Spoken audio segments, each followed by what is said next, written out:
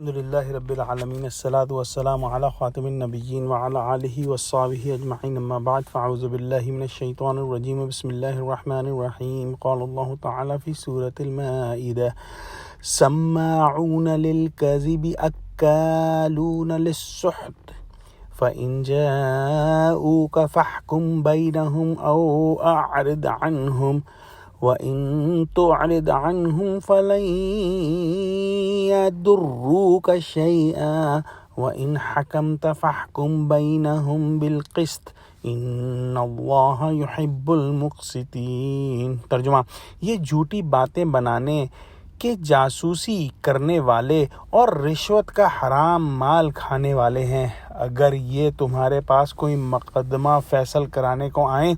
تو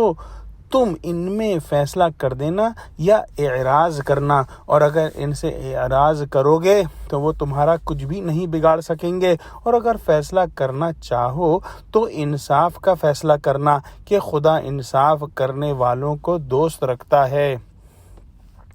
جیسا کہ پچھلی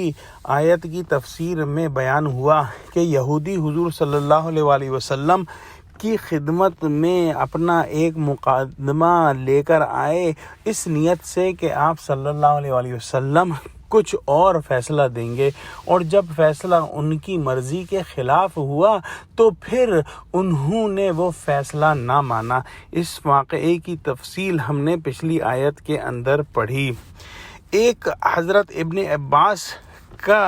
قول ہے کہ حضور صلی اللہ علیہ وآلہ وسلم کو یہ اختیار ابتدا میں تھا، آخر میں جب اسلام کا تسلط اور نفوذ کامل ہو گیا تو پھر ارشاد یہ ہوا کہ ان کے تنازعات کا فیصلہ قانون شریعت کے موافق کر دیا کرو۔ گویا کہ اس آیت کے اندر جو ان کو اختیار دیا تھا کہ چاہے تو فیصلہ کرو اور چاہے اعراض کرو، وہ پھر جو ہے وہ ختم ہو گیا، اور یہ کہ اعراض اور کنارہ کشی کی ضرورت نہ رہی۔ ایک بات سمجھ لینی چاہیے کہ قرآن کریم نے بار بار اس بات پر زور دیا ہے کہ کوئی شخص کتنا ہی شریر، ظالم اور بدمعاش کیوں نہ ہو،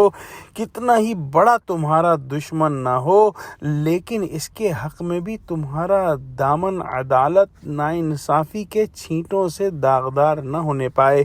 اور ہمیشہ ہی قسط کا معاملہ کرنے کا حکم ہے، ہمیشہ ہی عدل کرنے کا حکم ہے، اور یہی وہ خصلت ہے جس کے سہارے زمین و آسمان کا نظام قائم ہے۔ اور یہی اللہ سبحانہ وتعالی نے اس آیت میں بھی فرمایا کہ یہ کس قدر بڑے مجرم ہیں کہ جھوٹی باتیں بنانے کے لیے اور جاسوسی کرنے کے لیے آتے ہیں اور اسی پر کان لگاتے ہیں اور رشوت کا مال، حرام مال کھاتے ہیں، لیکن یہ بھی اگر تمہارے پاس آئیں اور تم ان میں فیصلہ کرو تو ہمیشہ عدل اور قسط کے ساتھ فیصلہ کرنا، اور یہی ہر مسلمان کا ایٹیٹیوڈ ہونا چاہیے، اس کا طرز عمل ہونا چاہیے کہ کوئی معاملہ ہو عدل کا دامن اپنے ہاتھ سے نہ چھوڑے۔ دعا کرتے ہیں کہ اللہ سبحانہ وتعالی ہم کو قرآن کا فہم عطا فرما،